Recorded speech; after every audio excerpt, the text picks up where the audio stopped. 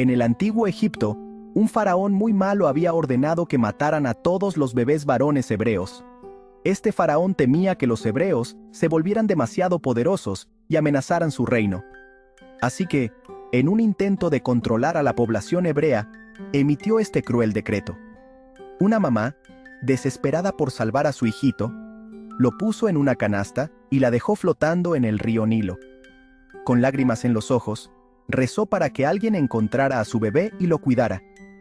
La canasta flotó suavemente entre los juncos y las altas hierbas del río, llevada por la corriente. La hija del faraón encontró la canasta con el bebé. Mientras se bañaba en el río, escuchó el llanto del niño y, curiosa, se acercó a investigar. Al abrir la canasta, vio al pequeño y su corazón se llenó de compasión. A ella le dio mucha tristeza el niño y decidió criarlo como si fuera suyo. Aunque sabía que era un bebé hebreo, no pudo resistir el impulso de protegerlo y darle un hogar seguro. Le puso de nombre Moisés, que significa salvado de las aguas. Este nombre simbolizaba su rescate milagroso y su nueva vida en el palacio. Moisés creció en el palacio del rey, rodeado de cosas bonitas y ricas comidas. Vivió una vida de lujo y privilegio, con acceso a la mejor educación y comodidades que el reino podía ofrecer. Aunque tuvo una vida fácil, Moisés nunca olvidó que era hebreo.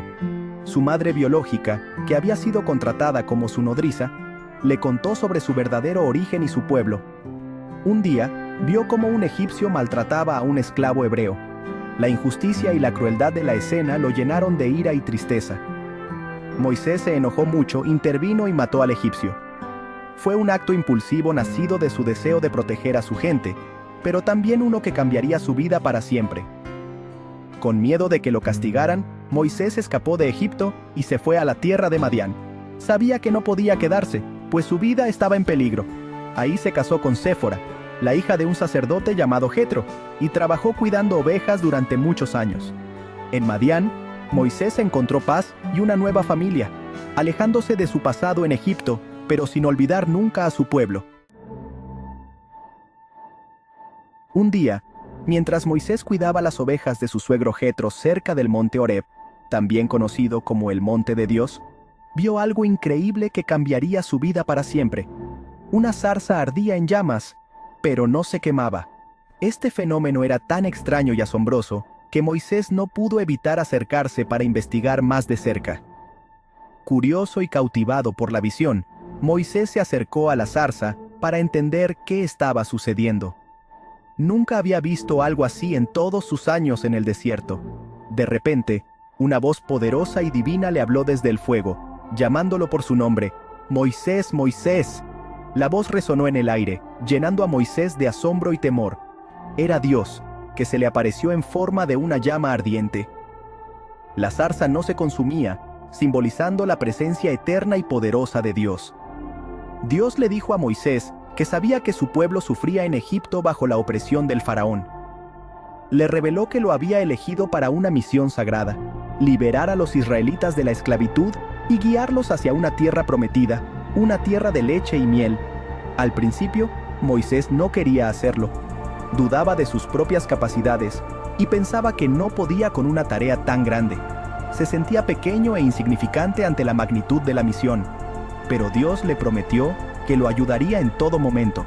Le aseguró que no estaría solo y que su presencia lo acompañaría siempre, dándole la fuerza y el valor necesarios. Para demostrarle a Moisés su poder, Dios le dio la capacidad de realizar milagros. Estos actos sobrenaturales serían una señal de su respaldo y autoridad divina.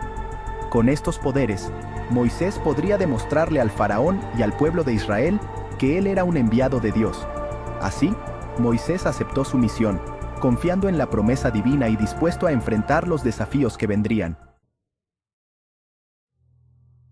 Con el poder de Dios, Moisés regresó a Egipto y se presentó ante el faraón. Moisés, con una determinación inquebrantable, se paró frente al trono del faraón, acompañado por su hermano Aarón. La atmósfera en el palacio era tensa, con los consejeros y guardias observando cada movimiento. Le exigió que liberara al pueblo hebreo, pero el faraón se negó.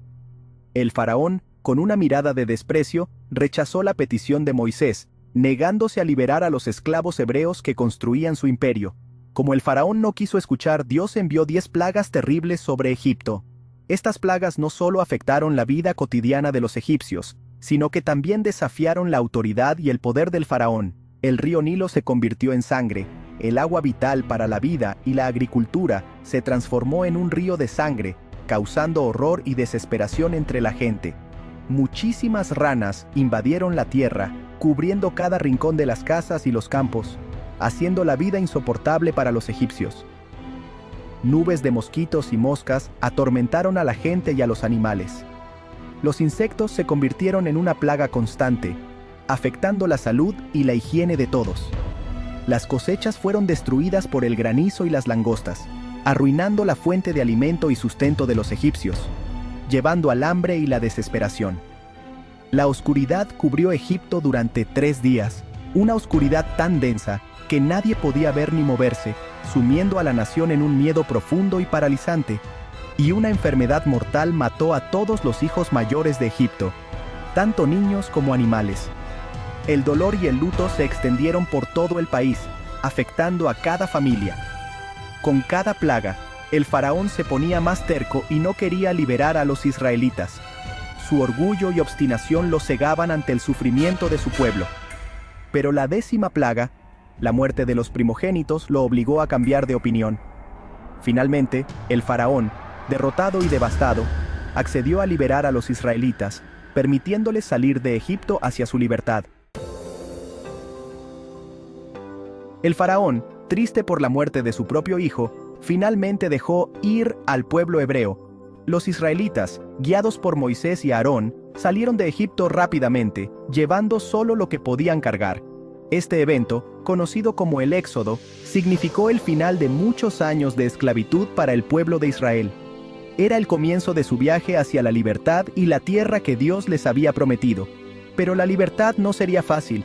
Los israelitas enfrentarían muchos peligros y desafíos en su largo y difícil viaje por el desierto. Pero Dios siempre estuvo con ellos, cuidándolos y protegiéndolos. El faraón, arrepentido de haber dejado ir a los israelitas, los persiguió con su ejército. Los israelitas quedaron atrapados entre el ejército egipcio y el Mar Rojo. Con mucha fe, Moisés extendió su mano sobre el mar, y Dios dividió las aguas, creando un camino seco en medio del mar. Los israelitas cruzaron el mar sin mojarse, mientras que el ejército egipcio fue destruido cuando las aguas volvieron a su lugar. Cruzar el Mar Rojo fue un milagro asombroso que demostró el poder de Dios y la fidelidad a su pueblo. Esto hizo que la fe de los israelitas se hiciera más fuerte y les dio la esperanza de que Dios los llevaría a la tierra prometida. Vivir en el desierto era muy difícil. Los israelitas pasaban hambre y sed, sufrían por el calor del sol y eran atacados por tribus enemigas. Sin embargo, Dios hizo milagros para que tuvieran lo necesario. Cada mañana les enviaba maná del cielo, un alimento dulce y rico que los mantuvo vivos durante su viaje. Cuando tenían sed, Dios hacía que saliera agua de una roca. Estos milagros demostraron el gran amor y fidelidad de Dios por su pueblo. Aunque a veces se quejaban y dudaban, Dios nunca los abandonó. Mientras acampaban al pie del monte Sinaí, Dios llamó a Moisés para que subiera a la cima de la montaña.